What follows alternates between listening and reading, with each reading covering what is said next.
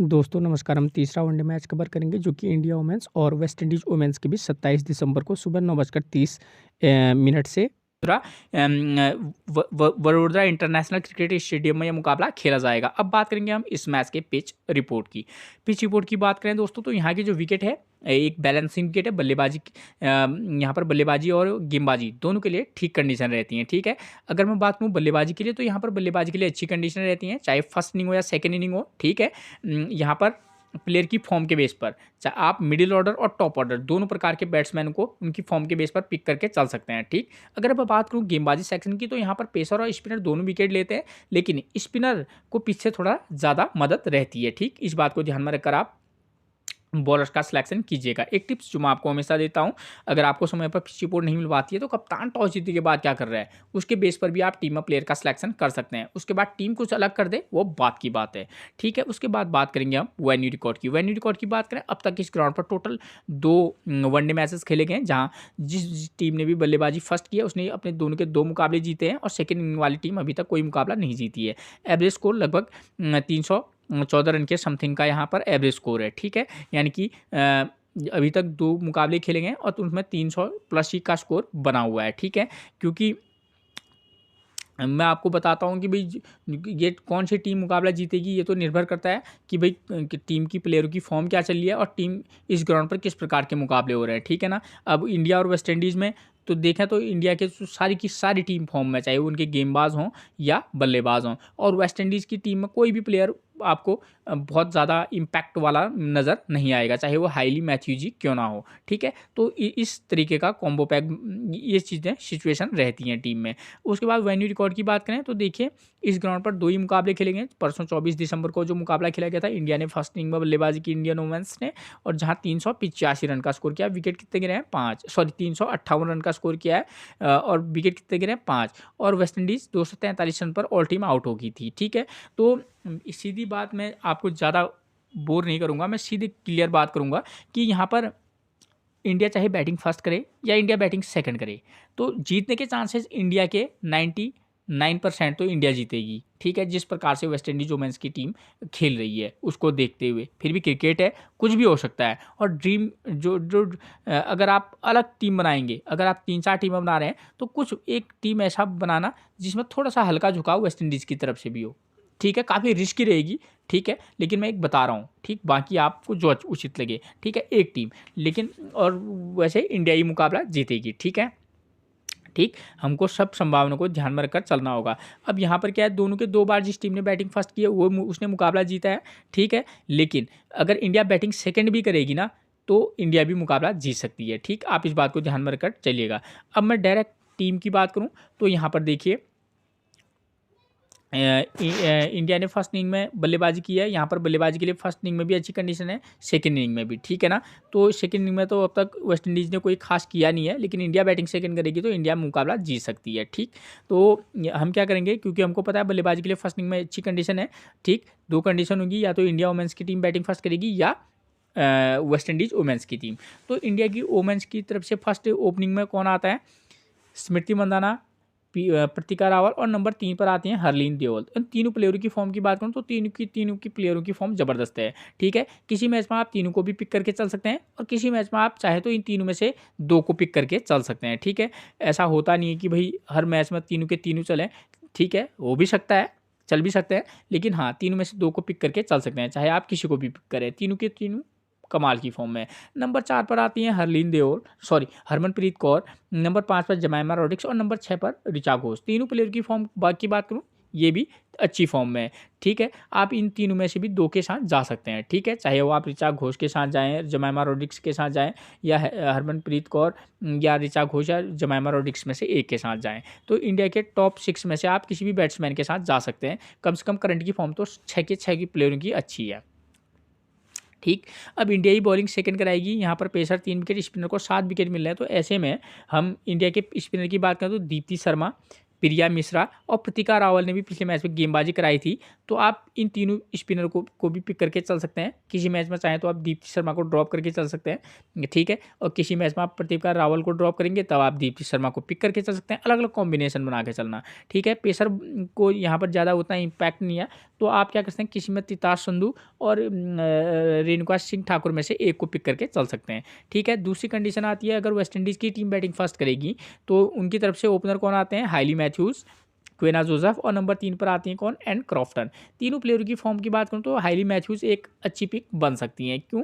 क्योंकि वो बल्लेबाजी अच्छी करती है, साथ में स्पिन गेंदबाजी भी करती हैं। तो इन तीनों में से अगर आप चाहें तो हाइली मैथ्यूज़ के साथ जा सकते हैं, क्वेना जोसेफ भी एक ऑप्शनल रह सकती हैं बस। उसके बाद नंबर 4 पर रासा विलियम्स आती हैं, आर विलियम्स। नंबर 5 पर आती हैं डेंड्रा डॉटिन। तो हाइली मैथ्यूज़, डेंड्रा डॉटिन, इनकी तरफ से दो एक इम्पोर्टेंट पिक हो सकते हैं। डेंड्रा डॉटिन भी कोई खास बेहतरीन फॉर्म में नहीं है, लेकिन हाँ एक ठीक टच में तो निश्चित तौर पर है। ठीक, उसके बाद नंबर 6 पर आते हैं, आपको मिलेंगे कौन, एस कैंपेबल।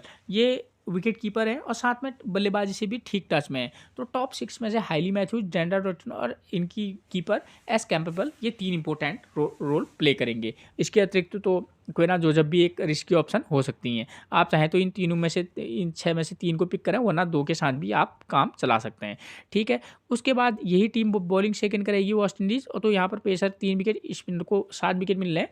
तो इनकी तरफ से आप तब स्पिनर के तौर पर हमारे पास हाइली मैथ्यूज़ तो होंगी, उसके बाद ए फ्लैचर और जेदा जेम्स, इन दोनों में से किसी मैच में एक को पिक करके जरूर चलिएगा।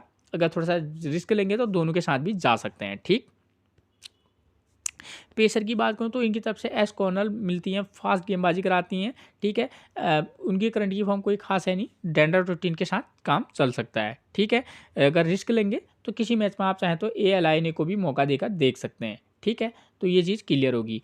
अब सेकंड इनिंग की बात करें तो यहाँ पर अभी तक जिस टीम ने बैटिंग सेकंड की उसने मुकाबला नहीं जीता है, लेकिन वेस्ट इंडीज़ अगर सेकंड इनिंग में बल्लेबाजी करेगी तो एक बार फिर से उनको लिए भी टफ पड़ सकता है।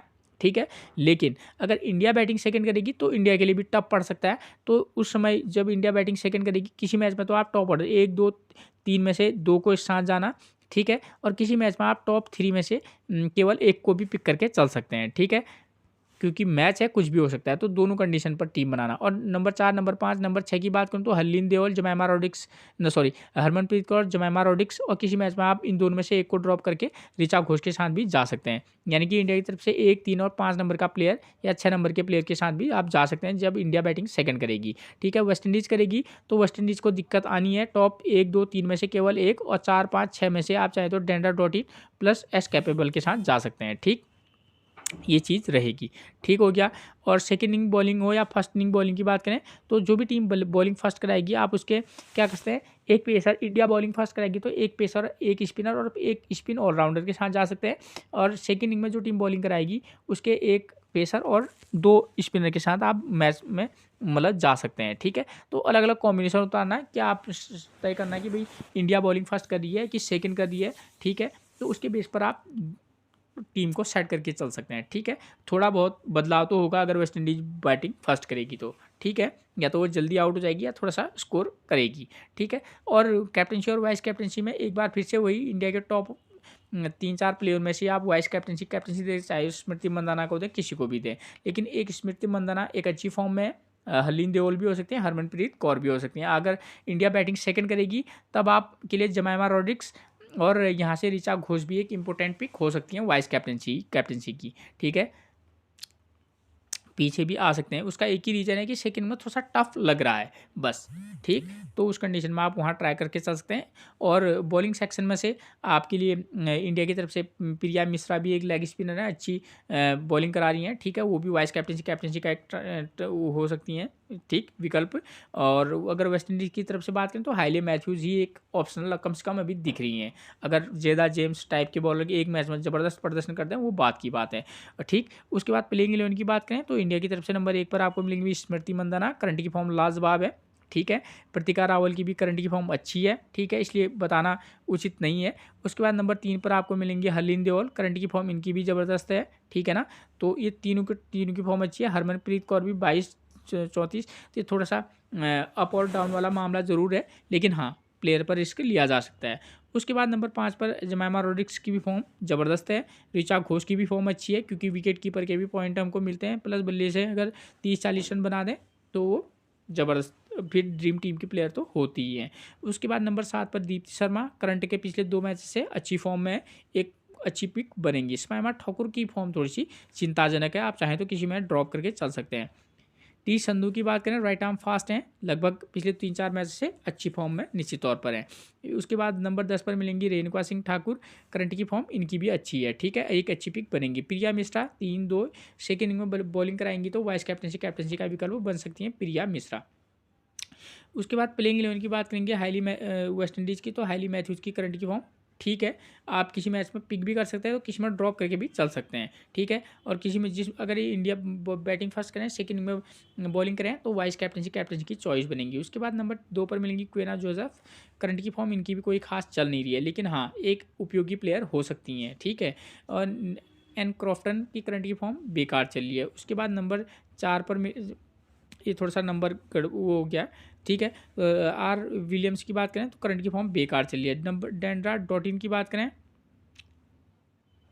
डेंड्रा.इन की बात करें तो एक उपयोगी प्लेयर हो सकती है, इस प्लेयर पर फोकस करके जोर चलिएगा, ठीक। उसके बाद नंबर 5 पर मिलेंगे आपको कौन, एस कैपेबल, विकेट कीपर बल्लेबाज हैं, 20-25 रन का स्कोर करते हैं और विकेट कीपर के पॉइंट भी मिलेंगे तो एक उपयोगी प्लेयर रह सकती हैं। ए अलाइने की बात करें, राइट आर्म फास्ट गेंदबाजी कराती हैं, करंट की फॉर्म इनकी भी कोई खास चल नहीं रही है, ठीक है, अगर किसी मैच में कुछ विशेष कर सकती हैं, ठीक प्लेयर है। जैदा जेम्स बल्लेबाजी के साथ साथ गेंदबाजी के साथ साथ बल्लेबाजी भी करती हैं, तो अकॉर्डिंग टू सिचुएशन किसी मैच में ट्राई किया जा सकता है, चाहे ये हो या ए फ्लैचर हो, इन दोनों में से एक के साथ आप ट्राई किया जा सकता है, इन दोनों में से एक को। उसके बाद खास तौर पर इन दोनों को तब ट्राई करना जब ये सेकेंड इनिंग में बॉलिंग कराएंगे।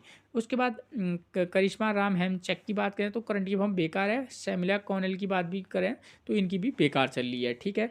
अगर इस मैच में कुछ अलग कर दे वो बात की बात है, लेकिन करंट तक अभी तक इन्होंने कोई खास प्रदर्शन किया नहीं है, सिर्फ ये बात है, ठीक है। तो ये थी मैच से रिलेटेड जानकारी, जिसके बेस पर आप एक बेहतरीन टीम बनाकर चल सकते हैं। फिर मिलेंगे आपसे एक और प्रेडिक्शन के साथ, तब तक के लिए आप सभी को मेरा प्रणाम दोस्तों।